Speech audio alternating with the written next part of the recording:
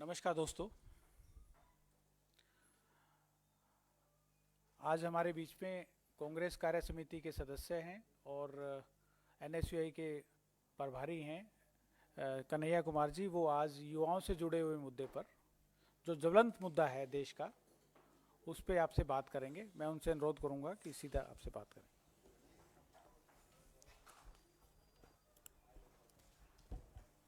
साथियों, सबसे पहले तो आप सब इस प्रेस वार्ता के लिए आए हैं, इसके लिए आपका बहुत बहुत धन्यवाद। जैसा कि आपको विनीत जी ने बताया, आज हम लोग एक बहुत ही गंभीर और संवेदनशील विषय पे यह प्रेस वार्ता कर रहे हैं। आप में से बहुत सारे साथियों को यह जानकारी मिली होगी कि रूस में 20 नौजवानों को, भारतीय नौजवानों को बंधक बना करके रखा गया है। बंधक क्यों बना करके रखा गया है? क्योंकि हमारे देश में युवाओं के लिए मृतकाल चल रहा है। देश में तो नौजवानों के लिए मृतकाल चल ही रहा था। जिन नौजवानों को रोजगार नहीं मिल रहा है, अब विदेशों में भी भारतीय नौजवानों के लिए मृतकाल शुरू हो गया है। रोजगार के बड़े बड़े दावे किए गए। सरकार ने कहा कि हम हर साल 2 करोड़ नौकरी देंगे। अगर हर साल देश में 2 करोड़ नौकरी दी जाती तो शायद ये स्थिति पैदा नहीं होती। आप जानते हैं कि रूस के पास परमानेंट आर्मी नहीं है, ठेके पर आर्मी है।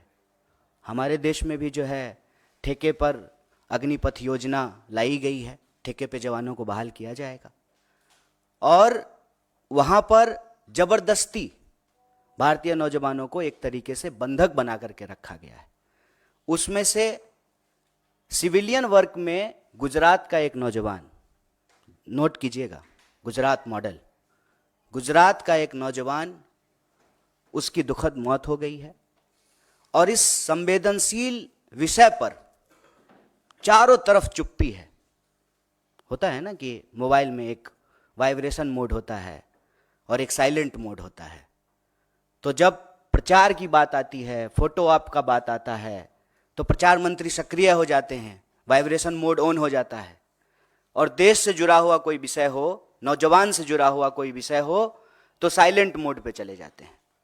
ये कितनी गंभीर विषय है कि देश में अगर देश के नौजवान अपने देश के लिए शहादत दे रहे हैं, जान दे रहे हैं, तो यह बात समझ में आती है कि यह देशभक्ति है।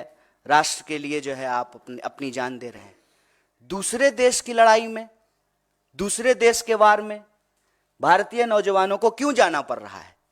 इसका एक सीधा संबंध ये है कि हमारे देश में जो नौजवानों के भविष्य के साथ खिलवाड़ किया जा रहा है, जिस तरह से बेरोजगारी का दंश उनको झेलना पड़ रहा है। और आप सब जानते हैं कि पिछले 10 साल में बेरोजगारी दर लगभग दोगुनी हो गई है। 45 साल में देश के इतिहास में इतनी बेरोजगारी कभी नहीं थी। लाखों पद केंद्रीय विभागों में खाली हैं और सरकारी जो क्षेत्र हैं, राज्य सरकार के अधीन जो आते हैं, उसकी तो हालत आप सब देख ही रहे हैं कि क्या हो रहा है। जब हमारी भारत जोड़ो न्याय यात्रा उत्तर प्रदेश से गुजर रही थी, तो इलाहाबाद विश्वविद्यालय का एक नौजवान आया और कहा, भैया जितना इस देश में लव लेटर लीक नहीं होता है, उससे ज़्यादा उत्तर प्रदेश में क्वेश्चन पेपर लीक हो जाता है। मतलब नौजवानों की स्थिति यह है कि एक तरफ या तो भर्ती नहीं की जाती है, भर्ती की प्रक्रिया शुरू होती है तो प्रश्न पत्र लीक हो जाता है और पूरी की पूरी प्रक्रिया जो है वह न्यायालय के अधीन चली जाती है। और आप भर्ती की प्रक्रिया और उसमें होने वाले प्रश्न पत्र की तो अलग बात है। अभी आज आप लोगों ने देखा होगा कि उत्तर प्रदेश में बोर्ड के पेपर भी लीक हो गए हैं।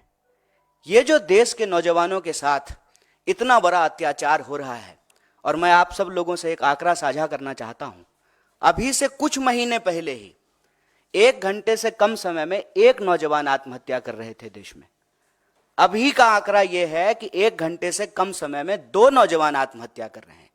मतलब देश में रोजगार नहीं मिलेगा तो देश में आत्महत्या करने की स्थिति है। और रोजगार पाने के उद्देश्य से वॉर जोन में जाकर के, युद्ध क्षेत्र में, दूसरे देश की सेना में जबरदस्ती जो है बंधक बना करके नौकरी करवाने की स्थिति पैदा की गई है। और आप सब लोगों ने ये न्यूज भी शायद देखा होगा, अखबार के किसी कोने में आखिरी पृष्ठ पे होगा कि एक न्यूज और चली थी कि इजराइल में लेबर नहीं मिल रहा है इजराइल को, इसीलिए बहुत सारे माफिया देश में सक्रिय हो गए हैं अलग अलग राज्यों में। और जो हमारे देश के नौजवान हैं उनको एक तरीके से उनकी मजबूरी का फायदा उठा करके, और एक कहावत आप लोगों ने सुना होगा, मरता क्या ना करता, बहला फुसला करके, सपने दिखा करके कि विदेश में आपको नौकरी मिल रही है, देश के नौजवानों के साथ, उनके भविष्य के साथ खिलवाड़ किया जा रहा है। और इसी कड़ी में मैं एक बात और आपको जोड़ दूं, अपने बच्चों को, उनके भविष्य को बेहतर बनाने के लिए सपना देखने वाले जो माँ बाप हैं, पेट काट करके अपने बच्चों को पढ़ने के लिए बाहर भेजते हैं।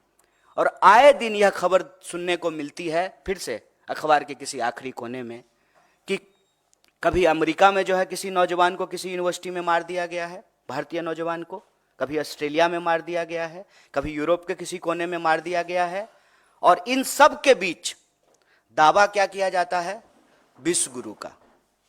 विश्व गुरु नहीं है गुरु, आप पक्का से ना विश्व गुरु हैं, और आप इस देश के नौजवानों के भविष्य में जहर घोल रहे हैं। और जिस तरह से देश में और विदेश में भारतीय नौजवानों की जान ली जा रही है, यह अपने आप में बहुत दुखद, चिंताजनक और संवेदनशील बात है।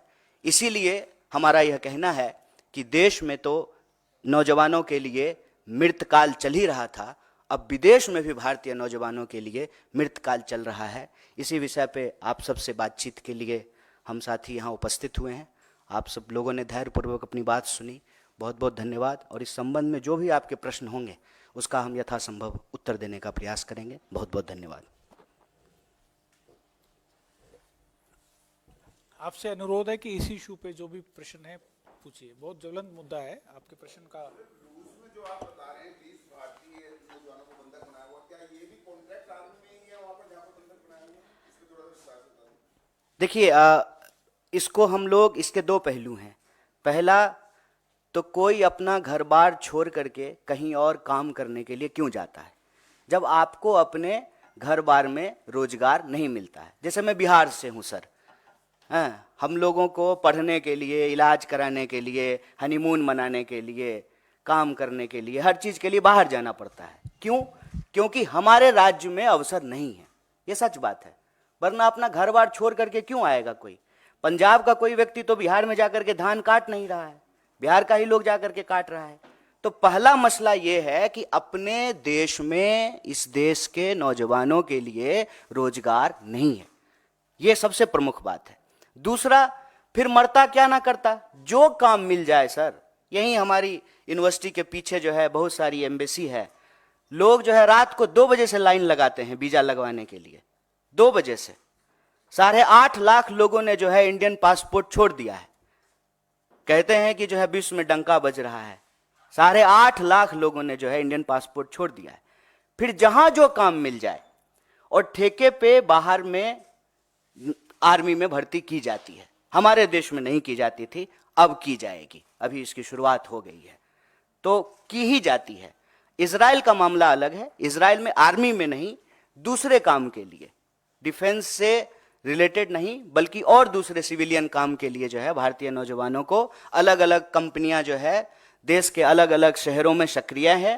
किसी ना किसी कोने में जो है तुरंत आइए, मिनटों में वीजा पाइए के विज्ञापन के साथ जो है दुकान खुले हुए हैं। और भारतीय नौजवान जो है उसमें किसी तरीके से चाहते हैं कि हमको देश में कोई अवसर मिल नहीं रहा है, तो विदेश में कोई अवसर मिल जाए, वो उसके तहत जो है बाहर चले जाते हैं। और वहाँ जाकर के जब उनके साथ कुछ बुरा होता है, वो फंस जाते हैं, तो उसकी कोई जिम्मेवारी नहीं है, उसकी कोई अकाउंटेबिलिटी नहीं है।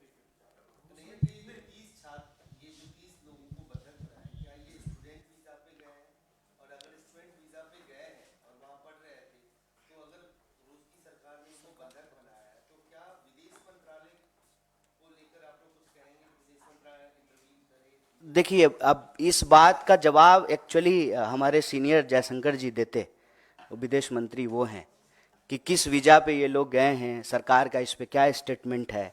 हम तो जो है इस देश का जिम्मेदार विपक्ष होने के नाते सरकार से यही सवाल कर रहे हैं कि भारत का कोई भी नागरिक दुनिया के किसी हिस्से में अगर मुश्किल में है तो उसको उस मुश्किल से निकालना सरकार की जिम्मेवारी है। और हम आपको याद दिला दें, यही प्रचार भी तो किया गया था।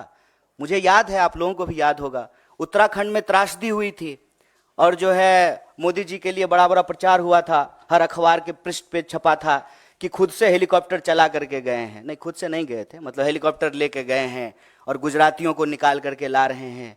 दुनिया के किसी कोने में कोई गुजराती को कुछ हो जाए तो मोदी जी पर्सनली जो है उसकी मदद करते हैं।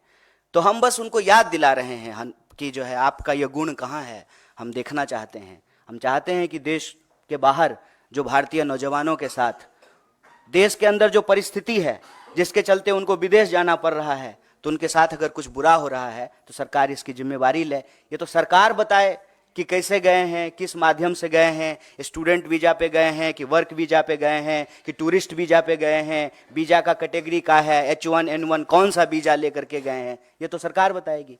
हम कैसे बता सकते हैं, हम तो विदेश मंत्री हैं नहीं। कि अब तक की सबसे उच्चतम स्तर पे है। सरकार की तरफ से कल आंकड़ा भी ये सामने आया कि जीडीपी ग्रोथ जो है वो 8.4% हो गई है। क्या कहेंगे आप? 750 लोग जो है वो धन्ना सेठ हो गए हैं, अरबों खरबों में उनकी कमाई हो गई है, और किसान ने आत्महत्या कर लिया है 12,500। इसको कैसे देखते हैं? जीडीपी ग्रोथ हो रहा है, अच्छी बात है, विकास दर बढ़ रहा है, बहुत अच्छी बात है, लेकिन अगर बेरोजगारी दर बढ़ रहा है तो चिंता की बात है, महंगाई बढ़ रही है तो चिंता की बात है, नौजवानों की आत्महत्या दर बढ़ रही है तो चिंता की बात है, महिलाओं के ऊपर होने वाले अपराध अगर बढ़ रहे हैं तो चिंता की बात है, मजदूरों को अगर मजदूरी नहीं मिल रही है, ये अपना ही पैसा, आपका अपना पैसा, आपकी कमाई का एक हिस्सा काट करके सरकार के खाते में आपने जमा किया है, और जब बेटी का शादी है, मकान बनाना है, बच्चा को पढ़ाना है, कहीं एडमिशन लेना है, तो पीएफ का पैसा निकालने के लिए जा रहे हैं तो पैसा नहीं निकल रहा है। तो हम कह रहे हैं कि जो अच्छी चीज है वो अच्छी चीज है, जीडीपी बढ़ गया, बहुत बढ़िया बात है।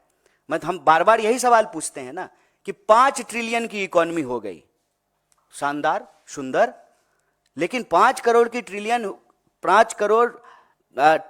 ट्रिलियन की इकोनॉमी हो गई तो ये 80 करोड़ लोग कौन है जो 5 किलो अनाज लेने के लिए खड़े हैं? तो धन कहां जा रहा है, किसके पास जा रहा है? आंकड़ा उठा करके देखिए, जीडीपी तो बढ़ रहा है, लेकिन हमारा जनरेशन जो है इतिहास में सबसे गरीब जनरेशन है। कोई एसेट्स नहीं खरीद पा रहा है, अगर कोई एसेट खरीद रहा है तो ईएमआई पे खरीद रहा है। तो ये जीडीपी ग्रोथ किसका है, वो देखने की बात है ना। और इसमें कोई अंतर विरोधी बात तो है नहीं, ये तो और अच्छी बात है। तब तो सरकार अब ये बहाना नहीं लगाएगी कि हमारे पास पैसा नहीं है। तब तो हम कह सकते हैं ना कि जीडीपी ग्रोथ अगर 7.5% हो गया है तो फिर वो जो मांग है इस देश के विद्यार्थियों का कि शिक्षा पर जो खर्चा हो बजट का 10वां हिस्सा हो, तो 10वां हिस्सा बजट का आप एजुकेशन पे खर्च करने लगी। लेकिन आपको मालूम है कि इस बार के बजट में जो है एजुकेशन के ऊपर कटौती की गई है। तो पैसा अगर पैदा हो रहा है इकोनॉमी में तो जा किसके पास रहा है? ये बेरोजगारी क्यों बढ़ रही है, किसानों की आमदनी क्यों नहीं दुगनी हो रही है, एमएसपी क्यों नहीं मिल रहा है? और आप सब पत्रकार साथी एक बात याद दिला दूं, लाडली का कितना प्रचार किए थे लाडला ने, लाडली कहां है? लाडली में पैसा मिलना बंद हो गया है। एमएसपी पे जो वादे किए गए थे वो वादा तो छोड़ दीजिए, गुजरात के मुख्यमंत्री थे मोदी जी, तो प्रधानमंत्री मनमोहन सिंह जी को चिट्ठी लिख करके कहा था कि एमएसपी दुगनी कर दीजिए। अब तो मनमोहन सिंह जी प्रधानमंत्री हैं नहीं, गुजरात के मुख्यमंत्री देश के प्रधानमंत्री बन गए हैं, तो एमएसपी क्यों नहीं लागू कर दे रहे हैं, उसको कानूनी दर्जा क्यों नहीं दे रहे हैं? इसीलिए जो है किसान आंदोलन कर रहे हैं। नौजवानों की हालत देख लीजिए कि देश के किसी ना किसी कोने में भर्ती समय से हो, एग्जाम टाइम पे लिया जाए, प्रश्न पत्र लीक ना हो, देश के किसी ना किसी कोने में जो है नौजवान और विद्यार्थी आंदोलन कर रहे होते हैं। जीडीपी बढ़ा है, बहुत बढ़िया, लेकिन बेरोजगारी नहीं बढ़नी चाहिए।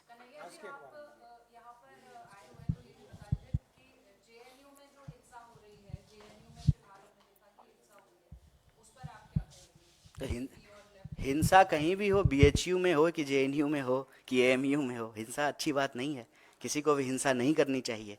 देश में कानून व्यवस्था है, जैसा कि पिताजी जो है मुख्यमंत्री गृह मंत्री हैं, तो लॉ एंड ऑर्डर है, ये तो कहीं भी हिंसा क्यों हो, हिंसा होने की जरूरत क्या है? प्रधानमंत्री ने अपने चुनावी जो जनसभाएं वो ऑलरेडी शुरू कर दी और सीईसी में बैठक चली बड़ी लंबी और बहुत ही जल्द इसमें कौन सी नई बात है मैडम कि उन्होंने चुनावी सभा शुरू कर दी? वो चुनावी मोड पे ही रहते हैं। मैडम एक एक बात बताइए, अब की बार 400 पार अगर हो जाता तो एन केन प्रकारेण किसी को भी, आपको मालूम है बीजेपी ने आज किसको उड़ीसा में ज्वाइन कराया है? एक बीजेडी का एमएलए जो भाजपा कार्यकर्ताओं के ऊपर गाड़ी चढ़ा दिया। एक तो मुझे नहीं मालूम कि आजकल के नेताओं को गाड़ी चढ़ाने का क्या शौक है। वो टेनी जी का बेटा किसानों पे गाड़ी चढ़ा दिया था। तो ये बीजेडी का जो नेता है वो बीजेपी के कार्यकर्ताओं पे, जो है प्रधानमंत्री जी चुनावी सभाओं में जाकर के कहते हैं कि भाजपा कार्यकर्ताओं की पार्टी है, उनके कार्यकर्ता के ऊपर जो गाड़ी चढ़ा दिया उसको ज्वाइन करा लिया है। क्यों? 400 पार को लेकर के इतना कॉन्फिडेंट होते तो किसी भी स्तर पे जाकर के समझौता करते। अभी आपने देखा कि बिहार में जो है नीतीश कुमार को लेकर के क्या क्या बोलते थे, और अभी जो है सब एकदम सब बढ़िया, एकदम स्वीट स्वीट सा हो गया है। तो मुझे नहीं लगता है, ये दावे हैं, सुनते हैं हम भी, आप भी सुनिए। कन्हैया जी, वो शायद सवाल ये था कि सीईसी की जो बैठक है, बीजेपी सत्ता में है, 400 पार की बात कर रही है, उनकी सीईसी की बैठक हो गई, पहली लिस्ट की तैयारी है, आप लोग विपक्ष में हैं, आपकी सीईसी कब होगी इसको लेके कोई क्लैरिटी नहीं है।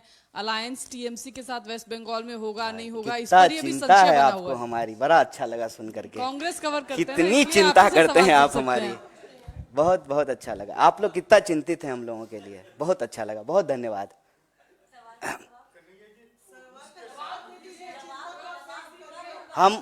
हम ये प्रेस कॉन्फ्रेंस एक बहुत ही गंभीर और संवेदनशील विषय पे है। चुनाव सीट नंबर के लिए प्रेस कॉन्फ्रेंस नहीं रखा गया है। नंबर मैंने आपको बताया, 20 भारतीय लोग रूस में फंसे हुए हैं, बंधक बनाए हुए हैं। अभी 400 छोड़ करके 20 नंबर याद रखिए। इसलिए नहीं जवाब दे रहा हूं, ऐसा नहीं है कि हमको जवाब नहीं देने आता है, जवाब दे सकते हैं, ले विषय कुछ और है। ठीक है कन्हैया जी ये बताइए कि आपने कहा कि अमेरिका में भारतीय छात्रों का मर्डर भी हुआ है, संदिग्ध परिस्थितियों में मौत भी हुई है। ये जितने भी हाल के महीनों में मर्डर या संदिग्ध परिस्थितियों में मौत हुआ है, इसके पीछे विपक्ष के नाते आप कोई साजिश देख रहे हैं, फाउल प्ले देख रहे हैं? दूसरा सवाल है कि मोदी आपके क्षेत्र में जा रहे हैं कल, आप पिछले बार वहां से लोकसभा का चुनाव लड़े थे, इस बार कांग्रेस की टिकट पे बेगूसराय से लड़ेंगे आप? ये विषय अभी आज का नहीं है प्रेस वार्ता का। पहला सवाल जो आपने पूछा है कि भारतीय नौजवानों और विद्यार्थियों के साथ आए दिन कोई ना कोई घटनाएं होती रहती है। मैं ये नहीं कह रहा हूं कि साजिश है, लेकिन एक चिंताजनक और गंभीर परिस्थिति जो जरूर है। मान लीजिए कि मैं बार बार कहता हूं कि देश के भीतर की समस्या को बाहर जो घटनाएं घट रही है उसके कॉन्टेक्स्ट में देखने पे चीज़ें आसानी से समझ में आती है। मैं बार बार कहता हूं, मैं बिहार से हूं, और जो है जब हम लोग महाराष्ट्र जाते थे तो हमारे साथ भी जो है कई बार ऐसी घटनाएं घटी, गुजरात में कई बार जो है ऐसी घटनाएं घटी। ऐसी घटनाएं क्यों घटती हैं? ऐसी घटनाएं तब घटती हैं जब बिहार में रोजगार नहीं है और हमको मजबूरी में बाहर जाना पड़ता है। वैसे ही भारत में अगर रोजगार की स्थिति होती तो भारतीय नौजवानों को बाहर नहीं जाना पड़ता। पहली बात तो ये। दूसरी बात, जब हम कहीं जाते हैं तो आउटसाइडर्स को लेकर के एक इनसिक्योरिटी होती है स्वाभाविक रूप से, और कैंपेन भी यही किया जाता है। आप लोग अक्सर सुनते होंगे कि बाहर का लोग आकर के रोजगार ले लिया है, बाहर का लोग आकर के यूनिवर्सिटी में हॉस्टल को कब्जा कर लिया है, यूनिवर्सिटी को कब्जा कर लिया है। तो इस तरह से जो है आइडेंटिटी के आधार पे पोलराइजेशन होता है, ध्रुवीकरण होता है, और नफरत फैलाई जाती है, और नफरत का शिकार जो है वो लोग होते हैं। मैं ये नहीं कह रहा हूँ कि भारत की सरकार की साजिश है, लेकिन ये परिस्थिति है। इस परिस्थिति में भारत की सरकार को एक्ट करना चाहिए, हम ये मांग कर रहे हैं। महाराष्ट्र में जो घटनाएं हुई, ऐसा कोई अमेरिका से उसका कंपैरिजन हो सकता है क्या बिहार के किसी व्यक्ति के साथ? नहीं, बस मैंने समझने के लिए उदाहरण दिया है, कंपैरिजन नहीं है। दोनों की ज्योग्राफी अलग है, परिस्थिति अलग है, बस हमने समझने के लिए उदाहरण दिया। फिलहाल तो नहीं, फिलहाल तो हम रूस की ही बात कर रहे हैं। इजराइल को लेकर जो आपने कहा, तो आपकी एग्जैक्ट मांग इजराइल के मामले में क्या होगी गवर्नमेंट से, कि सरकार क्या करेगी? सरकार से तो हम यही मांग कर रहे हैं कि आप यहीं रोजगार की व्यवस्था कीजिए। भारतीय नौजवानों को किसी भी परिस्थिति में वॉर जोन में जाकर के काम करना पड़े, जहां मिसाइल चल रही है, गोलियां चल रही हैं, लोग मारे जा रहे हैं, चाहे इस तरफ से मारे जाएं या उस तरफ से मारे जाएं, हम ये नहीं कह रहे हैं, लेकिन उसमें हमारे लोग जाकर के क्यों अपनी जान गंवाएं? उनको यहीं रोजगार दिलाइए। और बस उनको हम वादा याद दिला रहे हैं कि आपने तो कहा था कि 2 करोड़ नौकरी देंगे हर साल, तो 10 साल अब पूरा होने को हैं। इस हिसाब से जो है आप 20 करोड़ नौकरी पैदा करते, 20 करोड़ आप नौकरी पैदा कर देते तो क्यों बाहर जाता कोई? किसी को अच्छा लगता है कि गोलियां चल रही हो और वहां पे जो है हम गार्डन साफ कर रहे हैं या सड़क साफ कर रहे हैं? ये अच्छा तो लगता नहीं है। तो हम सरकार से ये मांग कर रहे हैं कि देश के नौजवानों के भविष्य के साथ खेलना बंद कीजिए और युवाओं के लिए जो ये मृत काल चल रहा है उस मृत काल को बंद करके ही सही मायनों में अमृत काल शुरू किया जा सकता है। ठीक, धन्यवाद। अब मुझे फिर कभी इसी इशू पे अगर कुछ है तो नहीं तो इसी इशू पे है सर, क्योंकि वहाँ हमारी साथी ने जो आपसे सवाल पूछा था वो इसलिए पूछा था कि आप कह रहे हैं अमृतकाल चल रहा है। अमृतकाल से छात्रों के लिए अमृतकाल तभी लाएंगे जब सत्ता परिवर्तन करेंगे। आप विपक्ष हैं तो आप क्या तैयारी कर रहे हैं इस सत्ता परिवर्तन के लिए? इसीलिए उन्होंने पूछा था। दूसरे स्पोक्स पर्सन आकर के प्रेस कॉन्फ्रेंस करेंगे। धन्यवाद।